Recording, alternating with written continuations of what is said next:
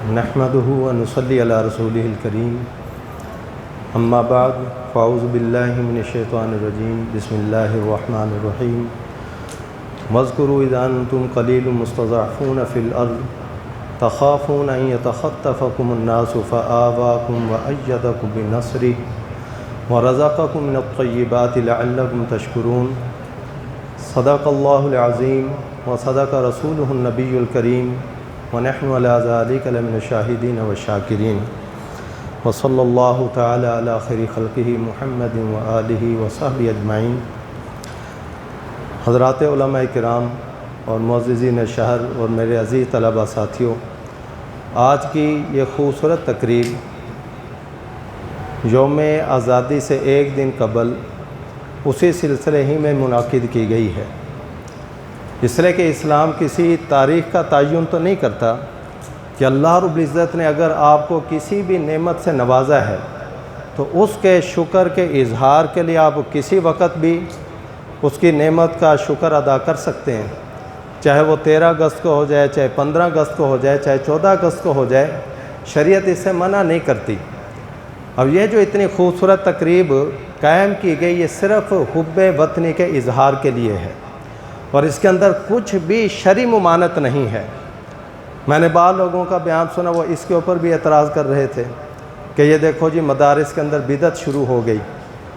حالانکہ یہ کوئی پرچم کھڑا کر دینا، پرچم کو بلند کرنا، یہ کوئی بدعت ہے؟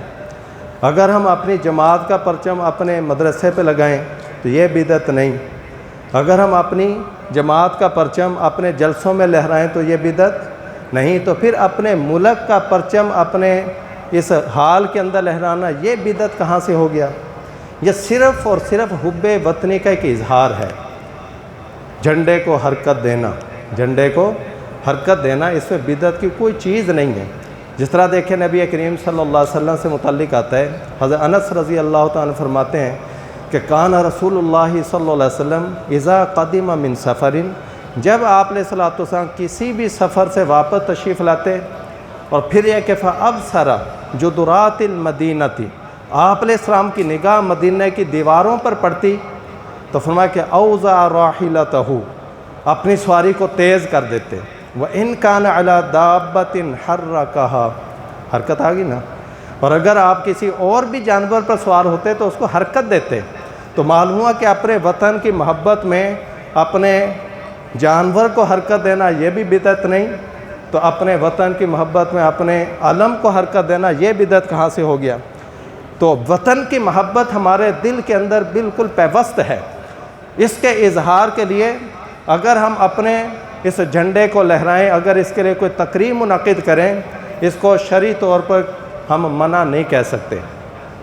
باقی اس کو ہم کوئی دین کا کوئی ایسا کام نہیں سمجھتے کہ اس کی وجہ سے ہم سمجھتے ہیں کہ اتنے نوافل کا ثواب ملے گا۔ یہ ایک دنیاوی درجے کی ایک تقریب ہے، اس کو ہم کوئی شرعی درجہ بھی نہیں دینا چاہتے۔ وطن کی محبت کا جو حکم ہے قرآن و سنت کے اندر اس قدر زیادہ نصوص کے اندر موجود ہے کہ ان کا احصاء بھی ایک مجلس کے اندر ممکن نہیں۔ دیکھیے اللہ رب العزت نے خود اس نعمت کے شکرانے کا حکم دیا ہے کہ یہ جو ہم نے تمہیں نعمت عطا کی، وَاذْكُرُوا إِذْ أَنْتُمْ قَلِيلٌ، کہ وہ وقت یاد کرو جب تم بالکل تھوڑے سے تھے مکہ کے اندر، تمہیں آزادی نصیب نہیں تھی، تمہیں اپنا وطن میسر نہیں تھا، آزاد فضاؤں کے اندر سانس نہیں لے سکتے تھے، مستضعفون فی الارض، زمین کے اندر تمہیں بالکل کمزور سمجھا جاتا تھا، تخافون ان یتخطفکم الناس، تمہیں تو اتنا خوف ہوتا تھا کہ کہیں یہ مشرک لوگ تمہیں اچک ہی نہ لیں، کہ رستے چلتے ہوئے تمہیں قتل کر دیں، گھر میں سوئے ہوئے آ کر تم پر حملہ کر کے تمہیں ختم کر دیں، یہ خوف تمہیں ہر وقت دامن گیر رہتا تھا۔ تو فآیاکم، اللہ نے دیکھو تمہیں ٹھکانہ دیا، وہ ٹھکانہ کیا تھا؟ وہ مکے سے نکالا اور مدینے کے اندر لا کر ایک آزاد سلطنت بطور ٹھکانہ کی اللہ نے عطا کر دی۔ وَأَيَّدَكُم بِنَصْرِ، اپنی مدد سے فرمائے کہ تمہاری تائید فرمائی، وَرَزَقَكُم مِّنَ الطَّيِّبَاتِ، اور پاکیزہ رزق تمہیں عطا کیے۔ یہ سب کچھ اس لیے عطا کیا کہ لَعَلَّكُمْ تشکرون، تاکہ تم اس پر اللہ کا شکر ادا کرو۔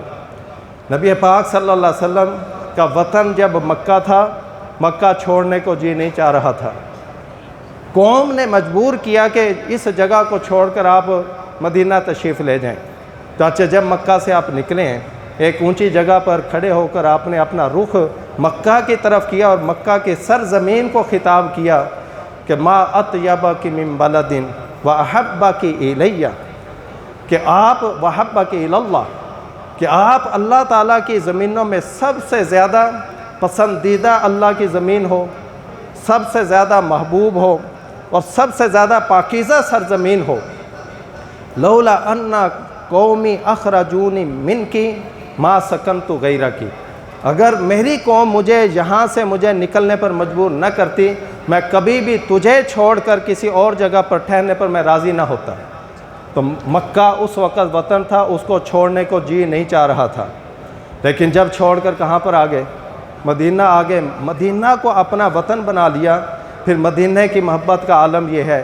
کہ جب آپ علیہ الصلوۃ والسلام مدینہ کی تشریف لاتے ہیں تو اپنی سواری کو تیز کرتے تھے۔ اس سے علامہ ابن حجر رحمہ اللہ فرماتے ہیں کہ خود اس حدیث کے اندر دلالت موجود ہے اس بات پر کہ آدمی اپنے وطن سے محبت بھی کر سکتا ہے، اور اس وطن کی طرف آدمی کے دل کا شوق اگر اس کو کھینچے، اس میں بھی کچھ شرعی ممانعت نہیں، بلکہ یہ خود آپ علیہ الصلوۃ والسلام کی سنت سے ثابت ہے کہ اپنے وطن سے محبت بھی کی اور اپنے وطن کی طرف آپ علیہ الصلوۃ والسلام نے شوق کا اظہار بھی فرمایا۔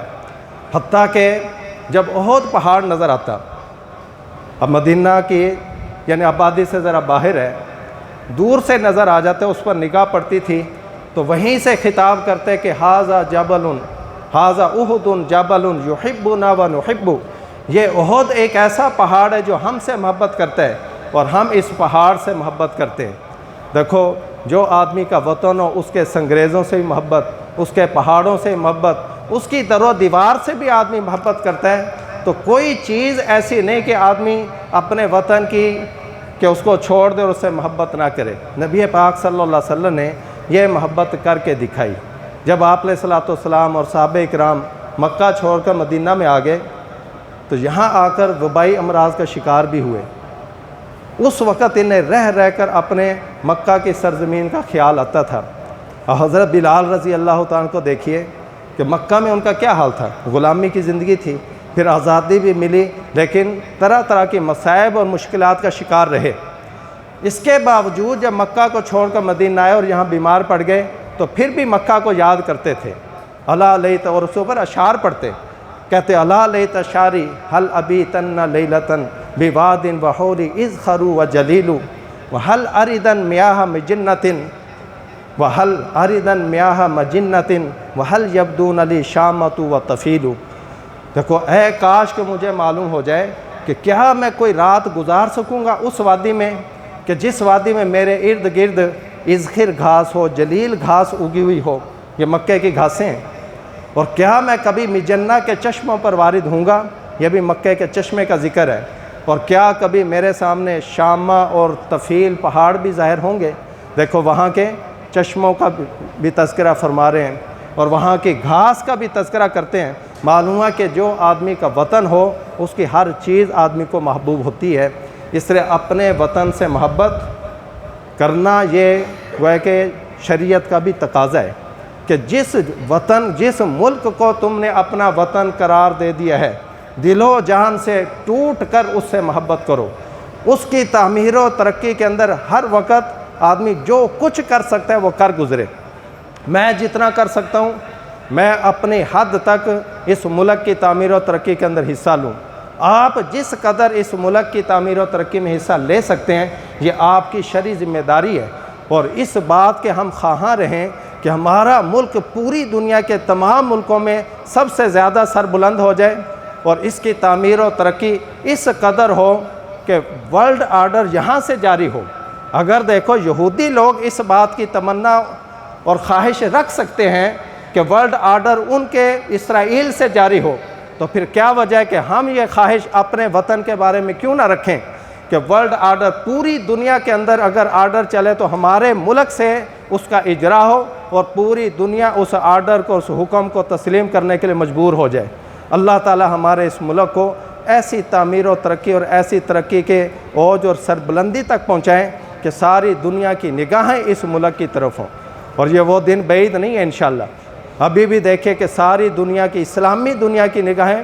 پاکستان کے اوپر ہیں، اور ایک وقت آئے گا انشاءاللہ اللہ تعالیٰ اس ملک کو ایسی ترقی عطا فرمائیں گے کہ ساری دنیا کی نگاہیں اس ملک کی طرف ہوں گی، اور انشاءاللہ یہاں سے جاری ہونے والا حکم ساری دنیا اس کو تسلیم کرے گی۔ اللہ تعالیٰ سے دعا ہے کہ اللہ تعالیٰ ہمیں اپنے اس وطن سے حقیقی محبت کرنے کی توفیق عطا فرمائے۔ آمین۔ وآخر دعوانا ان الحمد للہ رب العالمین۔